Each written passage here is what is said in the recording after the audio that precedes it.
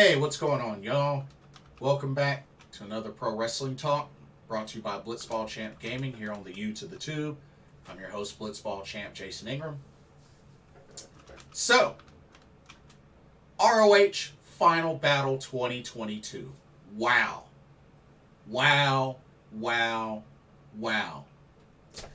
Finally got around to watching it in its entirety, and I have to say, whew, a lot happened. A whole lot happened at Final Battle 2022.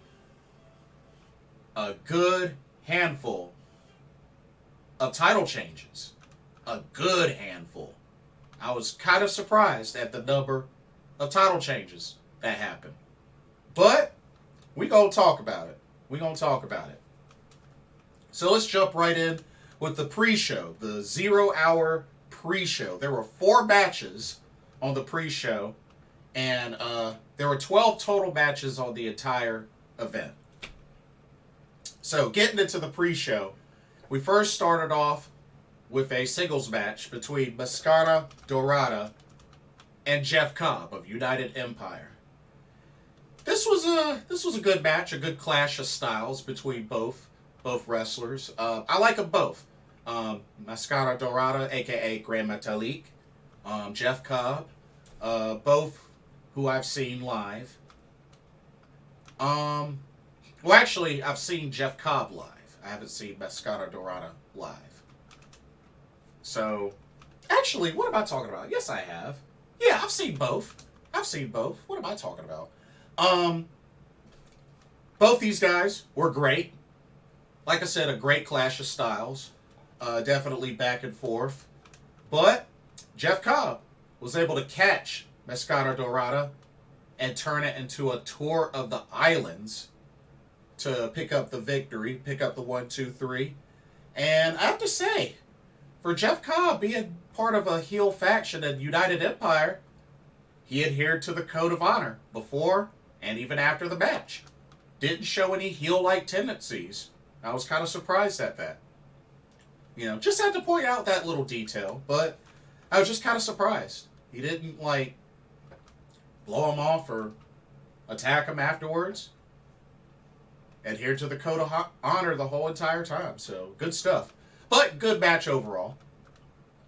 Next up, we had a tag team match. We had the Jericho Appreciation Society's Matt Menard and Angelo Parker taking on the Shinobi Shadow Squad of Eli Isom and Cheeseburger. Match was a little too short. I mean, I know it was a pre-show match. Still felt like it was a little too short, personally. But man, I was even more surprised that Eli Isom took the pin and not Cheeseburger. That was quite a shock. I did not expect that. I really did not expect that. But, yeah, Matt Menard, Angelo Parker, also known as 2.0 or 3.0, picked up the victory. But, yeah, Eli Isom ate the pin. I was really shocked. Really shocked. Next up, we had the ladies in action as we had a singles match of Willow Nightingale taking on Trish Adora. This is another match that I really wish was longer, being that, I like both of these ladies, and it was a good chance to see these two ladies showcased against each other. I mean, Willow Nightingale's been on a roll in AEW and also been competing in Tokyo Joshi Pro Wrestling as well, so she's gotten to travel. So she's been on a roll. But a good back and forth match between these two ladies, but Willow Nightingale was able to get the victory after Dr. Bomb to pick up the 1, 2, 3 code of honor afterwards. Both ladies look good. I just wish it was a longer match, that's all. But pre-show, I get it. But wish it was a longer match. And then the main event of the pre-show was a tag team match. We had Top Flight taking on the Kingdom. And I have to say, I definitely enjoyed this match from start to finish. This match really could have gone either way. It was really good to see both teams showcased. I'm a big fan of Top Flight. And I have to say, Top Flight's double team finisher was extremely unique. I mean, extremely unique. Like, it was almost similar to a Doomsday Device setup, but Darius, I believe, I think it was either Mike Bennett or Matt Taven. I think it was Mike Bennett in a powerbomb position. And Dante did the springboard moonsault, hitting the top of Mike Bennett, going through and finishing through the powerbomb part of the move. It was a very sick double team finisher. And I hope it's something that they will do more of. But what an incredible... I don't even know what you call that. I don't even know what you call that finisher. But wowzers. Top Flight looking great as they pick up the victory in the main event of the pre-show. And I gotta say, Top Flight has been looking really good since Darius came back. And Darius, he's looking like he's on track. I know he's been hit with the injury bug a little bit, but they look good right now. Looks like Top Flight is back, and I hope they get a tag title shot at some point, and they get a tag title run. I would love to see them get a tag title run, whether it's the AEW tag titles or the ROH tag titles. Doesn't matter to me. But overall, pretty decent pre-show. I definitely liked the first match, the third match, and the fourth match of the pre-show. Definitely a decent pre-show. Okay, now we get into the main card. We start off with a tag team match. We had La Fashion Ingobernables, Rush, and Dralistico taking on the team of newly signed AR Fox and All Heart Blake Christian. Two very phenomenal high flyers teaming up. And you know what? I have to say, I was very impressed. I was very impressed that they actually pulled the trigger and AR Fox and Blake Christian picked up the victory. I mean, it was a great match. I definitely, that was really... I haven't seen a lot of Dralistico, only a little bit of Dralistico, but of course I'm a big Rush fan.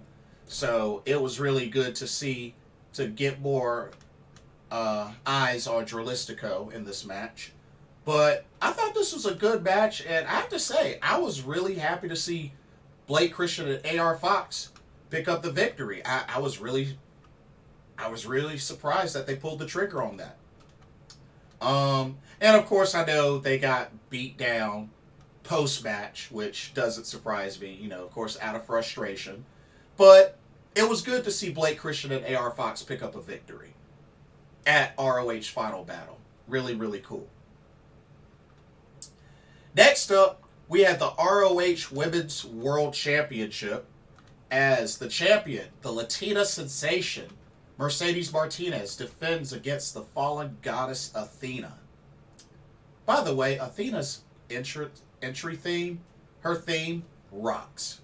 I love her theme. Her AEW theme. Woo! I have to say, this was a great match. It definitely told a great story between these ladies. You got to remember, these two ladies have a lot of history, especially back at Shimmer, just throughout the indies. These two ladies have a lot of history. So I felt like this was a good continuation of their story. There was a good amount of build up to this. And it definitely showed in this match. It was definitely back and forth. But Athena, the fallen goddess, was able to capitalize and hit the Eclipse. I don't know what they call it in AEW, what her finisher is called in AEW, but pretty much hit the Eclipse on Mercedes Martinez to pick up the 1, 2, 3. And Athena, in her home state of Texas, because remember they're in the College Park Center in Arlington, Texas. In her home state of Texas, becomes the new ROH Women's World Champion, dethroning Mercedes Martinez, which, gotta be honest, she pretty much had the crowd on her side, being that she was in Texas. But it was definitely good after the match. You know, her bowing to the fans because, you know, she's home. She's home. But congratulations to Athena. Wow, it didn't seem like it took too long after coming to AEW that she becomes a champion, you know? I mean, I know she had a chance against Jade Cargill, but that didn't work out too well. But hey, she's the ROH Women's World Champion now. I'll take it. I'll take it. 1 second. But yeah, I'll take it. It was really, really good. Okay. Good match. Next up, we had another tag team where we had Shane Taylor Promotions, Shane Taylor and JD Griffey, going up against Swerve and Our Glory, Swerve Strickland, Keith Lee. I gotta keep it real with y'all. Decent match, stupid ending. Decent match, incredibly stupid ending.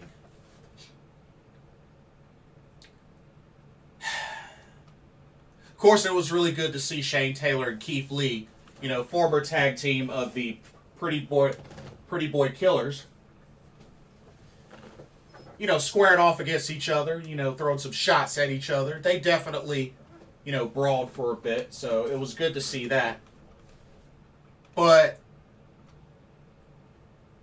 the ending made no sense. Okay, I get Swerve walking out on Keith Lee, but yet Keith Lee still wins the match. Still wins the match. How much sense does that make? He walks out on Swerve, Swerve loses. Swerve walks out on Keith Lee still wins. That ending made no sense to me at all. It made no sense to me. So, just, yeah. Keith Lee hit the Big Bang Catastrophe on JD Griffey, and, yeah, picked up the 1, 2, 3 anyway. Yeah, that ending made no sense to me. Even after Swerve walked out, ending made no sense to me. Next up, we had the ROH World 6-Man Tag Titles on the line as the Embassy, Brian Cage, and the Gates of Agony, Toa Leona, and Khan went up and challenged Dalton Castle and the Boys, the current champs. Overall, it was a pretty enjoyable match. Definitely both teams were showcased really well. It was back and forth, and it really seemed like it could have gone either way. But this was the day for the Embassy, as they did their triple team, pretty much, I guess you could say, beanbag toss powerbomb triple team finish with one of the boys, one of the Tate twins. And the Embassy gets the 1, 2, 3, and they are your new ROH World 6-Man Tag Team Champions. Part of me felt like Dalton Castle and the Boys didn't have those titles too long, but then again, it's not like they got a chance to defend them a lot, so it's kind of a bummer. But hey, you know, another title change, so yeah. But pretty decent match. All right, next up we had the ROH Pure Championship on the line. This was another run back. This was pretty much the rubber match. And this was a Pure Rules Wrestling match as the champion, Red Death, Daniel Garcia of the Jericho Appreciation Society, defended against the Blackpool Combat Club's Wheeler Yuta. Now, of course, you know, they're 1-1.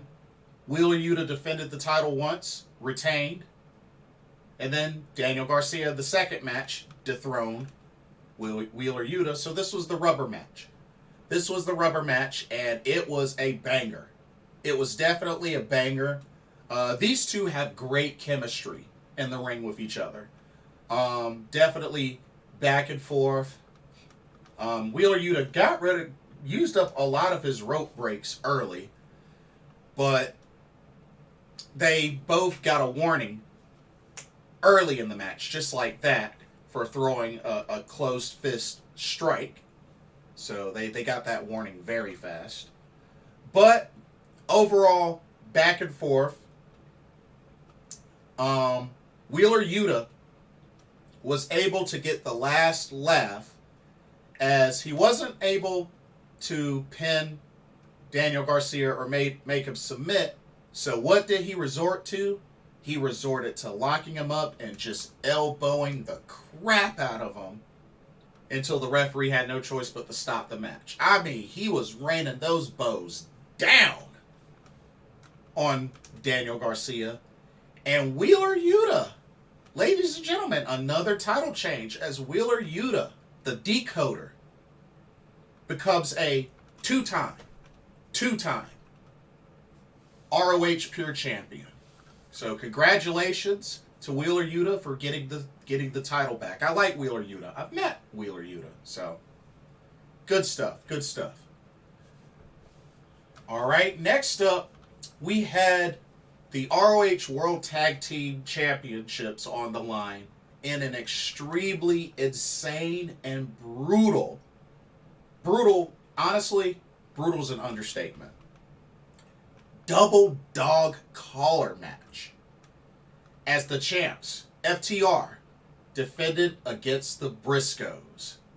Now, this was the third match in their trilogy. FTR won the first two matches. It all came down to this third match. And it was crazy. Blood everywhere. Blood all over both wrestlers. They were choking each other. Just mauling. Just tearing each other up. This whole match. I mean, it was crazy. It was really crazy. Mark Briscoe got thrown from the top of the turnbuckle to the outside on a stack of chairs. Dax Harwood took a Jay Driller on a chair. Dax Harwood hit a pile driver on a chair. Like, oh my God. He hit a diving headbutt with the chain part of the dog collar around his head. Like, oh my God, this match was brutal. And you know what? I have to say it. It's a match of the year candidate. It's definitely a match of the year candidate. It was extremely brutal. And, it was crazy. It was really, really crazy. But Jay Briscoe was able to pretty much submit Dax Harwood. I mean, with help with the dog collar chain and all that. Made him pass out. Referee stopped the match. Awarded the Briscoes the victory. And Mark and Jay Briscoe are now your 13-time ROH World Tag Team Champions. So, FTR is now down to 2 championships. The AAA Tag Team Championships and the IWGP Tag Team Championships. So they're down to 2 sets of titles now. Of course, afterwards, the Gun Club came down and attacked FTR. Briscoes came in near the end to scare them off. But the Gun Club want to destroy and smear the legacy of FTR now. So, looks like we got a story brewing there. But definitely a match of the year candidate. Briscoes and FTR 3. Bloody, brutal, a massacre. Okay, then we had the ROH World Television Championship on the line as the king of television, the Samoan submission machine, Samoa Joe, defended the title against Rock Hard Juice Robinson of Bullet Club. This was a pretty good match. Definitely back and forth. You know, Juice Robinson definitely got his licks in. And, you know, Samoa Joe being Samoa Joe, was able to eventually hit the Muscle Buster. It took like two or three tries before he finally hit Juice Robinson with the Muscle Buster to pick up the 1, 2, 3 and retain. But I have to say, you know, it was good to see Juice Robinson have a match at Final Battle. And, you know, hopefully we'll see more of Juice Robinson going forward. But this was definitely a good match. Definitely liked seeing both of these guys in action. But yeah, Samoa Joe retains his title. And then the main event ended up being for the ROH World Championship, as Chris Jericho, the champion, the Ocho, defended against Claudio Castagnoli.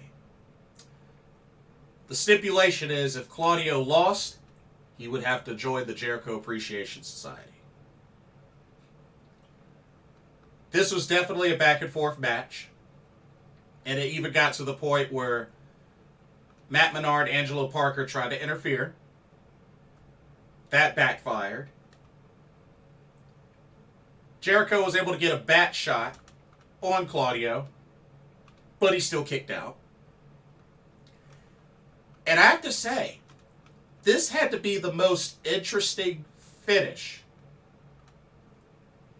So Claudio eventually was able to get the best of Jericho and quickly put him in the giant swing, and he legit swung him at least a good 30 times. And I think by the time that he got to number 29, Jericho actually started tapping. Like, was literally tapping while in mid-swing, while he was being swung. And the referee called for the bell. That was a very interesting finish. Somebody tapping out during a giant swing. I mean, I never would have imagined that, but I mean, I could dig it. It's something unique. It's something unique.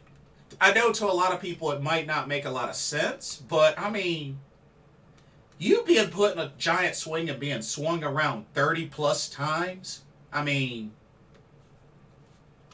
normally it's usually just like maybe 10 or maybe even 15, sometimes 20. He swung them around 30 times. 30.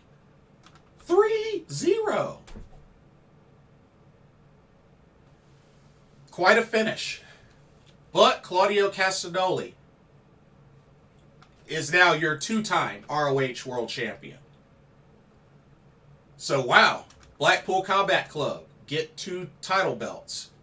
So, wow, we had 1, 2, 3, 4, 5 title changes. 5 out of 6 title changes. Samoa Joe was the only one that retained. Wow. Quite a final battle to remember, for sure. And it made me think about a few things. So, it was announced at the post-media scrum that ROH HonorClub has been revamped and it is back up and available to purchase a subscription, which is $9.99 a month. And you do that, you get access to ROH library, a lot of different content, classic matches, classic pay-per-views, stuff like that. And the word is that they're going to do ROH weekly TV through HonorClub.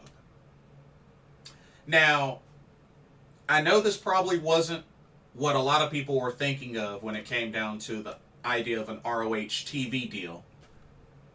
But I kind of look at this as two things. One, and it's a dumb, petty thing.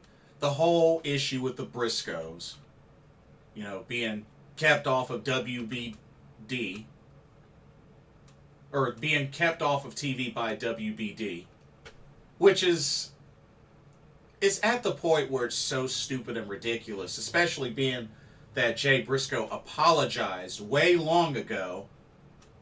I mean, and they've seemed to have been cool since then and have had a lot of support. So I don't know why they're still holding that above their heads to this day. But and the thing is, now they're the tag champs again, so it's like, you know, it's ridiculous. It's very petty. Very petty. And secondly, I kind of look at this as sort of a placeholder until they do secure a TV deal. This may actually be the placeholder until they can secure a legit TV deal. So I can kind of understand the move, having ROH Weekly TV on HonorClub. I also wonder if they're still gonna bring back the perk about HonorClub members get the pre-sale advantage on future live ROH shows. I wonder if that's a perk that they'll bring back. I don't know, but it was one of the reasons a long time ago that I was subscribed to HonorClub, was for that perk specifically, because they did do a good number of ROH shows in North Carolina. But I don't know. If anything, I'm just glad that our HonorClub is back. It's being revamped. Gives folks opportunity to get back into the ROH library. And, you know, we know we're going to get ROH Weekly TV. When does it start? They didn't say. But at least we know we have that to look forward to. So, I'm cool with it. I subbed. I went ahead and subbed. So, I'm cool with it. But, definitely excited for what's to come, you know, especially in the new year for ROH. Great pay-per-view. Definitely enjoyed it. Like I said, 5 title changes. It's crazy. Really, really crazy. But let me know what y'all's thoughts are. What did y'all think of ROH Final Battle 2022? Did you like the matches? What did you think of the outcomes? And yeah, let me know what your thoughts are. Don't forget to like, comment, subscribe, hit that notification bell. And thank you so much for watching. For another Pro Wrestling Talk, brought to you by Blitzball Champ Gaming here on the U to the Tube. I'm your host, Blitzball Champ Jason Ingram. Hope everybody has a blessed day tomorrow, and I will see y'all in the next video. Peace out.